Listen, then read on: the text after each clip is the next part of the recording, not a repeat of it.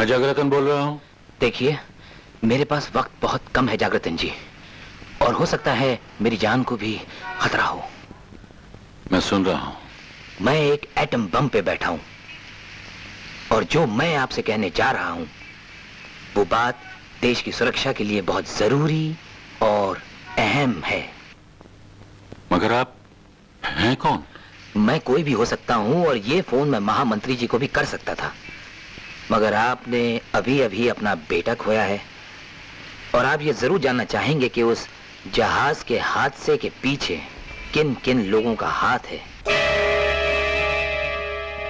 किन किन लोगों का हाथ है? वो सारे नाम एक फाइल में लिखे हुए हैं। वो फाइल कहाँ है? नेचुरली मेरे पास है। तो दे दो मुझे। लेकिन एक छोटी सी समस्या है जागृतन जी। मैं एक खानदानी गरीब आदमी हूं। मुझे देश से प्यार तो है, लेकिन गरीबी से थोड़ा बोर हो गया हूं। आप तो बड़े आदमी हैं, करोड़ों में खेल लेते हैं। मेरी मांग सिर्फ 10 लाख है। और अगर फाइल में ये सब कुछ ना निकला तो? फाइल में सब कुछ मिलेगा जागृतन जी, सब कुछ, वो जो आप सोच भी नहीं सकते। ठीक है, आप आ जाइए। ना ना, मैं नहीं आऊंगा। आएंगे आप, और वो भी अकेले। ध्यान से सुनिए। कुतुब मीनार के करीब अहिंसा स्थल, जहां महावीर स्वामी की बड़ी मूर्ति है, वहां पर। अच्छा। फाइल कहाँ है प्रेमा बेटी? मुझे नहीं मालूम है सर। बता दे पुत्री, इसी में तेरी भलाई है। सर मुझे सच्ची नहीं मालूम है सर। दयाल, नहीं मालूम है। नहीं बताएगी तो मार डालूंगा। सर मुझे नहीं मालूम है। मैं सर नहीं मालूम। मुझे नहीं मालूम सर। मुझे बिल्कुल नहीं मालूम sir.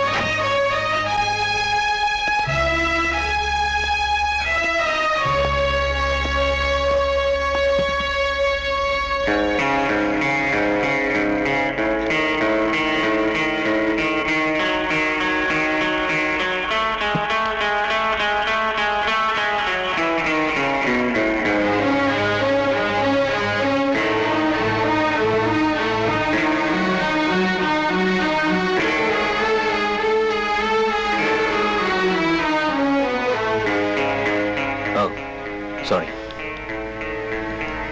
Thank you very much.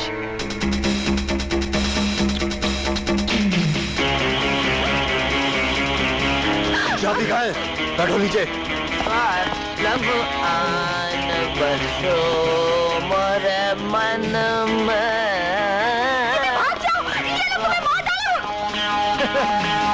अरे हमें कौन मार सकता है?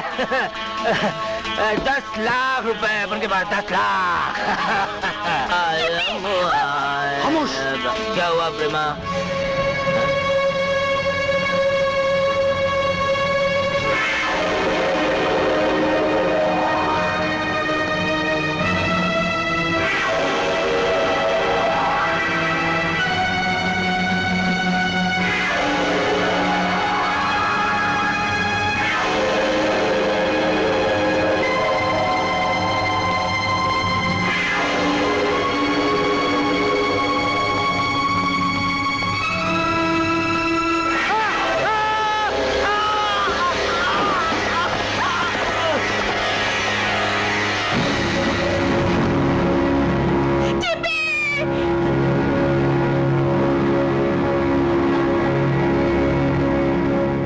हाँ बोलो दयाल।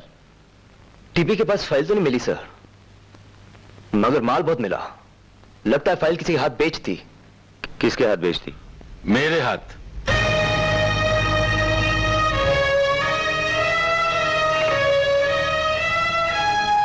स्वागतम प्रिय मित्र। आज तुम्हारा मित्र कहकर पुकारना मुझे अच्छा नहीं लग रहा मोहनलाल। क्यों? क्या हुआ बंधु? मैं कभी सोच नहीं सकता था कि तुम इतनी नीच और जलील हरकत भी कर सकते हो।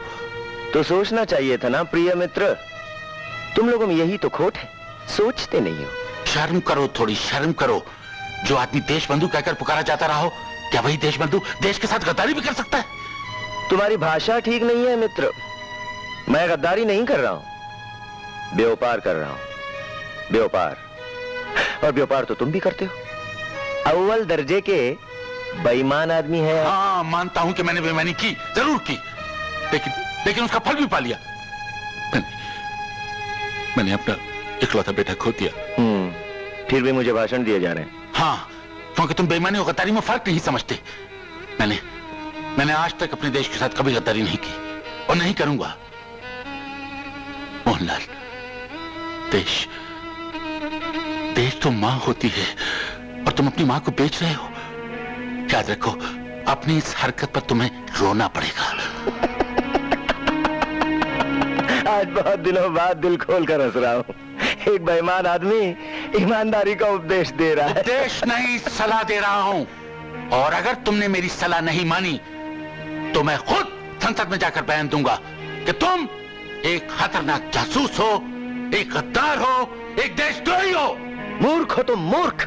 अरे देश बंधु मोहनलाल गुप्ता के खिलाफ तुम्हारी बात मानेगा कौन? मैं अपनी जान पे खेल जाऊंगा, लेकिन तुम्हें बेनकाब करके रहूंगा मोहनलाल। कैसे? क्या सबूत है तुम्हारे पास? सबसे बड़ा सबूत तो मैं हूं, और फिर वो फाइल जो तुम्हारे सारे राज फाश कर देगी। तो फिर कीमत लगा लो, जिंदगी भर देने के लिए तैयार। लानत भेजता हूं मैं ऐसी जिंदगी पर। पछताओगे। मैं कहता हूं तुम पछताओगे। प्रिय मित्र, मैं फिर कहूंगा, गांधी जी के तीसरे बंदर की तरह अपना मुंह बंद रखो।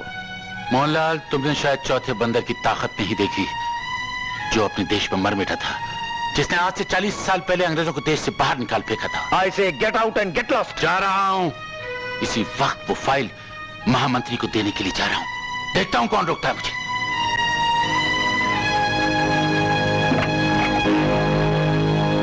दयाल, ऊपर आओ। दयाल, जगरतन वो फाइल लेकर महामंत्री के पास जा रहा है। Yes sir.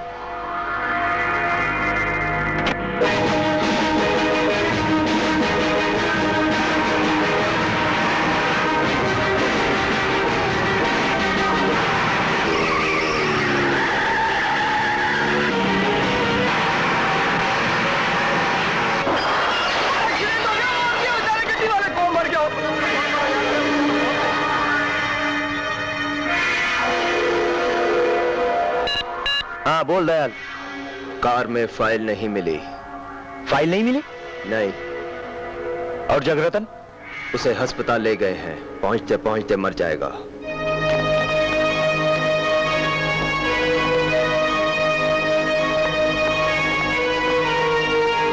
Quick fast. Doctor Shabnam जी। ये इमरजेंसी केस है, आप इन्हें जल्दी से ऑपरेशन के लिए तैयार कीजिए। मैं डॉक्टर पावरी को फोन करके आता हूँ। Yes, okay, doctor. Quick.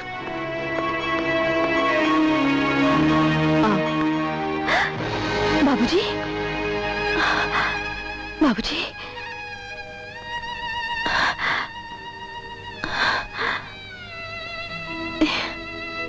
Shabnam, बाबूजी आप कुछ भी नहीं कहेंगे। ये सब रहने दो। सुनो, जी। मुझे तुमसे एक जरूरी बात करनी है। इस नर्स को यहाँ से बाहर भेज दो। लेकिन बाबूजी आप। मेरे पास वक्त बहुत कम है बेटी। अच्छा। जल्दी करो। शकीला तुम जरा बाहर जाओ। जी। शबनम, जी। बेटी दरवाजा अंदर से बंद कर लो। जी अच्छा।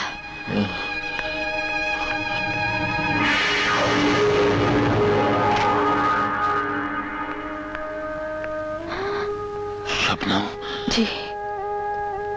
तू मेरी बेटी की तरह है ना? जी बाबूजी। बीच में मत बोल बेटी, बीच में मत बोल। पता नहीं कितनी और सांसें बाकी है। नहीं बाबूजी।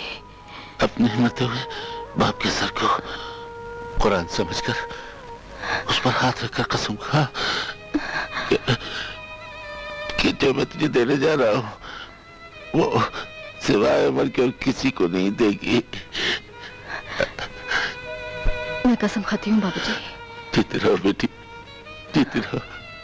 देख, मैं मेरी जैकेट की जेब में क्या भी है उसे उसे बाहर निकाल। ये कुंजी मेरी और तुम्हारी जान से भी ज्यादा प्यारी है। जी इसे इसे अमर को दे देना। जी। और कहना ये कुंजी। क्या कहूँ बाबूजी? क्या कुंजी है? कहाँ की है बाबूजी?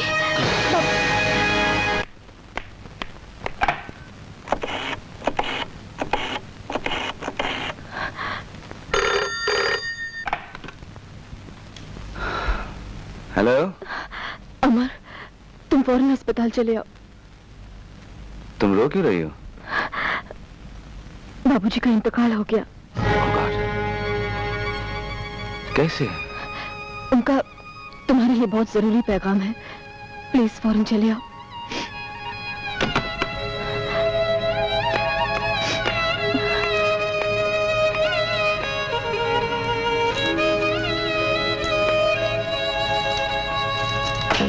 ये लाइट किसने बंद?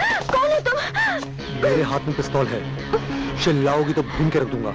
लेकिन तुम हो कौन? बोलना नहीं। तुम ये बताओ, जगरता ने मरते मरते तुमसे क्या कहा? वो कुछ कह नहीं पाए। फिर तुमने नर्स को निकालकर कमरे का दरवाजा क्यों बंद किया? क्योंकि वो मुझसे कुछ कहना चाहते थे, लेकिन कुछ कहने से पहले उनका इंतकाल हो गया।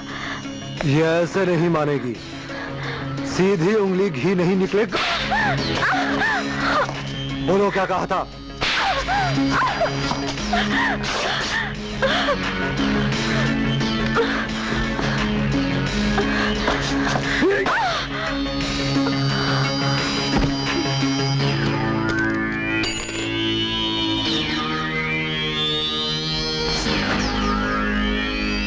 ये तो बेहोश हो गई। देखो इन चीजों में कोई काम की चीज तो नहीं है।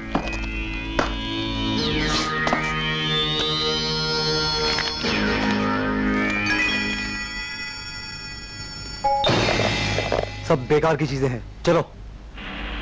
साहब जी, वैसे अपना देश तो भगवान जी की कृपा से ही चल रहा है, वरना कानून नाम की तो कोई साली चीज रही नहीं गई है अपने देश में जी। अभी ये महामंत्री जी के बंगले के ऐन सामने एक एक्सीडेंट होया था। अब मेरे हिसाब से तो एक्सीडेंट था ही नहीं जी, वो तो कत्ल था जी, 100% कत्ल। कत्ल? हाँ जी, ये यहीं पर यहाँ हुआ था जी। और मैं यहाँ खड़ा था अपनी टैक्सी के पास, एक बेचारा शरीफ आदमी अपनी गड्डी में सामने से आ रहा था, अपनी साइड में था जी, और दूसरी तरफ से आ रहा था एक ट्रक वाला। उस साले ने आप देखा ना ताव गड्डी के ऊपर चढ़ा दिया जी ट्रक। ओहो हनेर साईदा। फिर पता नहीं कहां से जी एक वो स्कूटर वाला आ गया, उसने गड्डी के बीच में दे मारे जी। ओहो गड्डी तो ये पिचक के रह गई जी एकदम। मैं तो खिसक गया जी वहां से। अब कहां अब गवाहियों के चक्कर में रहना जी।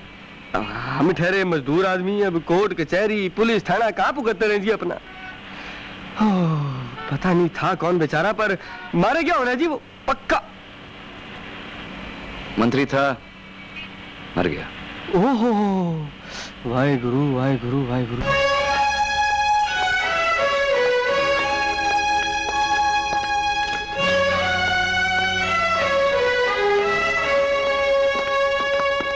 डॉक्टर साहब क्या हुआ इन्हें?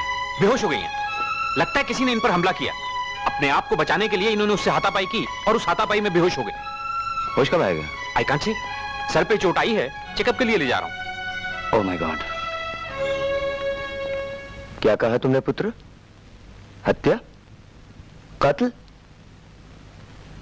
असंभव। जगरतन जैसे देशभक्त की हत्या कौन करेगा? ये तो मालूम नहीं अंकल, मगर है हत्या ही, और उसका एक चश्मदीद गवाह भी है। गवाह? शाबाश पुत्र, तुमने तो कमाल ही कर दिया। कौन है गवाह? है एक taxi driver, Baldev Singh. Taxi का नंबर तो तुमने नोट कर ही लिया होगा, DLT 5996। उड़े जब जब जुल्फे तेरी, उड़े जब जब जुल्फे तेरी, कुंवारियों का दिल मचले।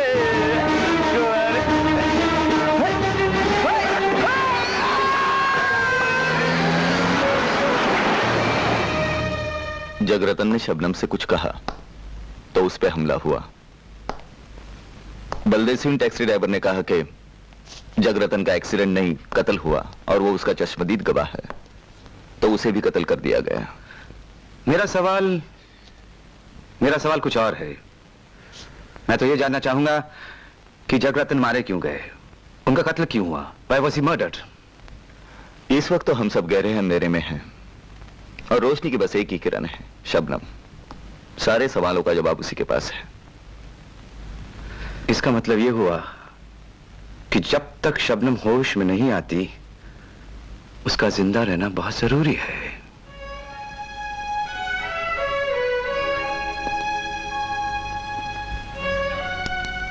बीपी कितना है? अभी तक लो ही है। ठीक होने में कितना वक्त लग जाएगा? ये नहीं कह सकती, शायद दिमाग पर बहुत चोट आई है। ठीक होने में देर लग सकती है।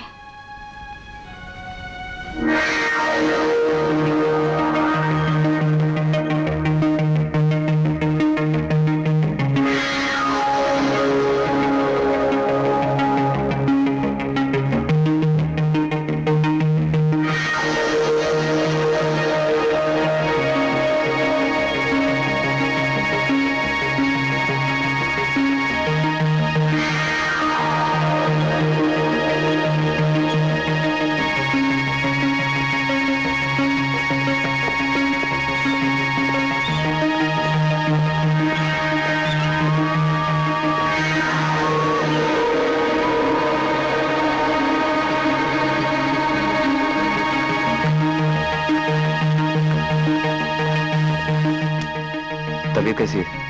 ठीक नहीं। कुछ फर्क पड़ा? यार यहाँ के डॉक्टर अपने कलीग को ठीक से नहीं। साइलेंस। तेरी घड़ी इतनी आवाज क्यों कर रही है? मैंने तो घड़ी बांधी नहीं। क्या हुआ?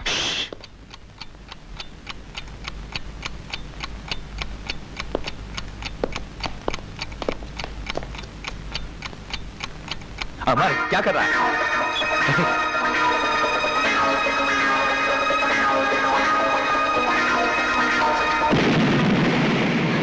ये बत्ती किसने बुझाई? शबनम, तुम कौन हो? मैं रफीक। अल्लाह का लाख लाख शुक्र है तुम ठीक हो। मैं कहाँ हूँ? तुम अपने अस्पताल में हो शबनम। मैं रफीक हूँ। रफीक? रफीक